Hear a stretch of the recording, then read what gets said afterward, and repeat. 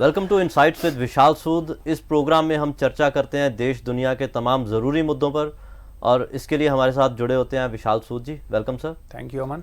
Sir, Bengal में एक education में स्कैम हुआ, जो टीचर भर्ती स्कैम हुआ, उसमें पार्थ जी जो एजुकेशन मिनिस्टर रहे हैं उनका बड़ा रोल आया, और उनके कई मित्र शामिल हैं जिनके पास से कैश पकड़ा गया।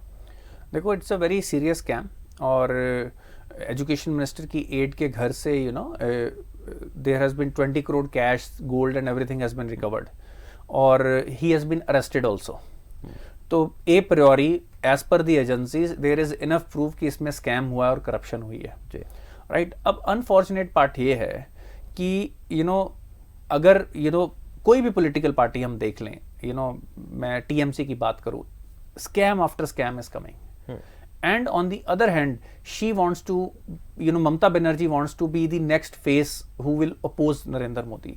जब इस तरह के स्कैम आपकी गवर्नमेंट में, और ऑफ कोर्स देखो, हम कोई बच्चे तो है नहीं, everyone knows that CM knows everything. अब जैसे पंजाब की बात हुई थी, राइट, वो कहते जी वो इन्वॉल्व तो नहीं थे, पर उनको पता था, बताया था, उन्होंने कुछ किया नहीं, हमने हेड ऑफिस में भी कंप्लेन कर दी। ऐसा होता नहीं है, this is not the truth.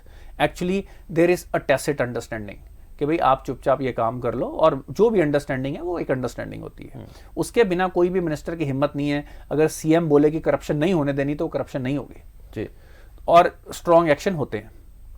तो ये बड़ा अनफॉर्चुनेट पार्ट है कि जब एजुकेशन में लोग जो पैसे दे के आएंगे वो किस माइंडसेट के आएंगे और वो किस तरह की अगली जनरेशन तैयार करेंगे जी। सबसे बड़ा स्कैम का डेंजर ये है कि जिन्होंने नेक्स्ट जनरेशन क्रिएट करनी है ना, वो लोग ही ऐसे आएंगे, उनका क्या, वो आपको क्या लगता है फिर वो फिर स्कूलों में बैठ के प्रॉपर्टी डीलिंग का ही काम करेंगे, बिल्कुल, या कोई और बिजनेस करेंगे, वो काम थोड़ा करेंगे जी। जो आई सिफारिश से, अब उनकी काबिलियत क्या उनको पढ़ाना आता है कि नहीं आता है, वो खुद ही, कितनी बार ऐसी वीडियोस आती हैं, टीचरों से सवाल पूछे जाते हैं, बेसिक स्पेलिंग नहीं आते उनको, और वो इंग्लिश के टीचर होते हैं, हिंदी के या पंजाबी के, जो भी, हम कई बार ये चीजें देखते आए हैं कि टीचर में खुद ही कॉम्पिटेंस नहीं है।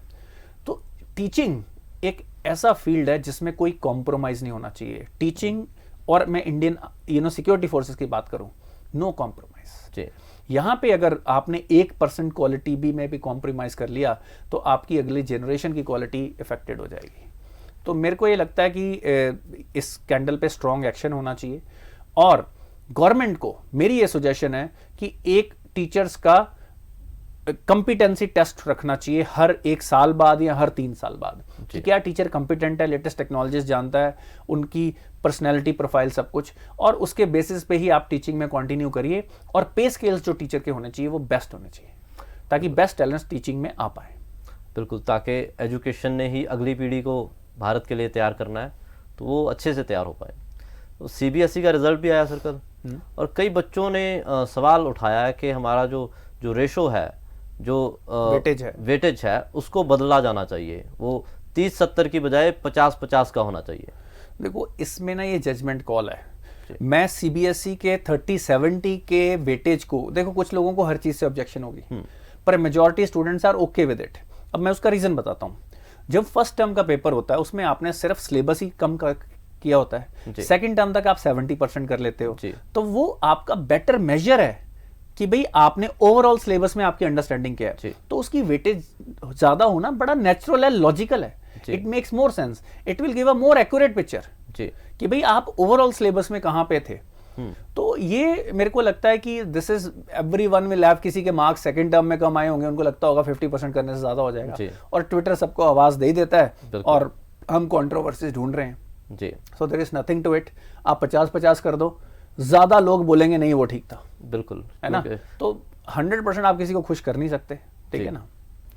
सर, दुनिया की अगर बात करें तो रशिया यूक्रेन की जंग, उसमें काफ़ी चर्चा होती आई अब तक। अब ग्लोबल फूड क्राइसिस जो उस जंग की वजह से हुआ है, उसको ख़त्म करने के लिए, उसको रिलीफ देने के लिए रशिया और यूक्रेन ने एक डील साइन की है। Ukraine Russia crisis is a very unfortunate incident, और बेसिकली अब जो हो रहा है इसके कारण एक ग्लोबल फूड क्राइसिस पैदा हो गए थे, because Ukraine is known as the bread basket of Europe, and similarly Russia also produces lot of wheat. अब ब्लैक सी, जहां से रशियन वॉरशिप्स ने पूरे पोर्ट को घेरा हुआ था, और वहां से काफ़ी अनाज वहां पे स्टोर्ड था जो जनरली एक्सपोर्ट होता था, और वो सारा एक्सपोर्ट रुका हुआ था। अब अफ्रीका में हमने लास्ट टाइम भी कवर किया था, और काफ़ी कंट्रीज में एक तो इन्फ्लेशन, फूड इन्फ्लेशन बहुत बढ़ गई है, स्पेशली इन गरीब कंट्रीज में, और वहाँ पे तो फूड की सप्लाई मतलब लाखों लोगों के भूखे मरने की नौबत आ गई है somehow because of the intervention of United nation. खैर कुछ एक छोटा मोटा रोल तो उन्होंने प्ले किया, और टर्किश प्रेसिडेंट की इंटरवेंशन की वजह से they have signed a deal, they signed it separately, तो जिसमें Russian warships will allow movement of grains, और इससे कुछ रेवेन्यू जनरेट होगा फॉर यूक्रेन के लिए भी और रशिया के लिए भी, और कुछ लेवल तक फूड इन्फ्लेशन और अवेलेबिलिटी ऑफ फूड ग्रेन्स, महंगाई से भी ज्यादा जरूरी है कि गरीब भूखे लोगों तक एटलीस्ट खाना पहुंचे तो सही, so that will change. And I hope कि कोई भी इसके अंदर, कोई भी country should not play any mischief with this. Ukraine should not try to do anything which is under the radar कि भाई through these shipments वो कुछ और करने की कोशिश करें, और Russia should also be very very true to its words कि जो भी food related ships हैं उनको जाने दिया जाएगा। तो ये एक पॉजिटिव रे ऑफ होप है, जो लाखों लोग जो आज की डेट में भूखे सो रहे हैं उनके लिए एक रे ऑफ होप है।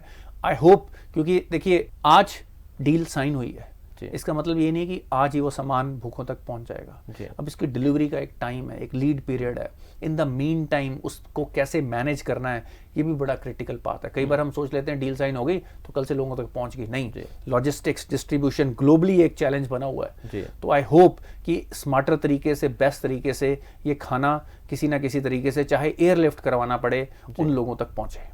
उम्मीद की एक किरण जगी है कि हो सकता है कि इसी उम्मीद के साथ जंग भी खत्म हो जाए। आई होप सो जी सर। ऋषि सुनक जो इंडियन मूल के मंत्री रहे हैं यूके में, और हो सकता है कि वो प्राइम मिनिस्टर बन जाएं, आखिरी दौर में चल रहे हैं। देखो finally he is amongst the top 2 contenders. What will happen now, there will be series of debates. देखो ये सिचुएशन बड़ी फ्लूइड होती है। अभी जो लेटेस्ट सर्वे हुए हैं, he is slightly behind the contender. हालांकि पिछले सर्वे में पार्लियामेंटेरियन वोट में वो नंबर 1 आए हैं, पर अब होगा क्या कि कंजर्वेटिव पार्टी के जो रफली 2-2.5 लाख मेंबर्स हैं वो सारे वोट करेंगे। Now a member parliament and conservative party member might have slightly different mindset and approach, क्योंकि जो एमपी है that person will understand better the capabilities of that person, right, उसके एक्यूमेन, हाउ, उनकी ये सारी चीजें वो बेटर समझेंगे। तो शायद इसलिए उन्होंने ऋषि सुनक के फेवर में फोन किया, बिकॉज ही सीम्स लाइक, मैं डिबेट्स में जो मैंने भी देखा, ही seems like a more competent, better understanding of economy, right, better understanding of foreign policies, वो ऐसे आए नजर। पर अब जो अगली वोट होनी है वो होनी है कंजर्वेटिव पार्टी मेंबर्स के साथ, who have a certain ideology, but they might not have that deep an understanding of कि इन दोनों कैंडिडेट्स में कौन ज्यादा कैपेबल है। So it will become more of a popularity। अब सीरीज ऑफ डिबेट होंगे टिल सितंबर। अब उस डिबेट में जो पब्लिक ओपिनियन जिसके फेवर में जाएगा तो एक फाइनल वोट आएगी। And we all, since he is not just because he is a person of Indian origin, anyone who is more competent, because ये यूके के भविष्य का सवाल है, दैट पर्सन शुड कम। और इंडिया और जो यूके के रिलेशन है, they are not dependent on who is the prime minister. वो आपकी जो जियोपॉलिटिकल, जो आपके इंटरेस्ट है, उसके बेसिस पे होता है। ऋषि सुनक के आने से अगर हम लोग ये सोचते हैं कि रिलेशंस बहुत डीप हो जाएंगे या अलग हो जाएंगे, इसको चेंज होने की पॉसिबिलिटी बहुत कम है, क्योंकि at the end of the day Rishi Sunak ने भी डिसीजन लेने हैं अपनी कंट्री के बिहाफ पे। ही is a British, right, he is not an Indian, he is a person of Indian origin, he is a practicing Hindu, he is proud of that, but at the end of the day वो best decision लेंगे जो उनकी country के लिए अच्छे हैं, क्योंकि उन्होंने वहीं का वोट बैंक में दोबारा जीतना है, राइट। और ऑफ कोर्स कई बार जब आप, अगर countries already they are getting closer, अभी कल एक डील हुई है इंडिया में के अंदर और ब्रिटेन के अंदर, अब डिग्रीज की जो क्वालिफिकेशन है वो अब मानी जाएगी। अगर आपके पास ब्रिटिश डिग्री है तो वो इंडिया में रिकॉग्नाइज हो गई है, अगर आपके पास इंडियन डिग्री है तो ब्रिटेन में रिकॉग्नाइज। ये कल की एक नई डेवलपमेंट है।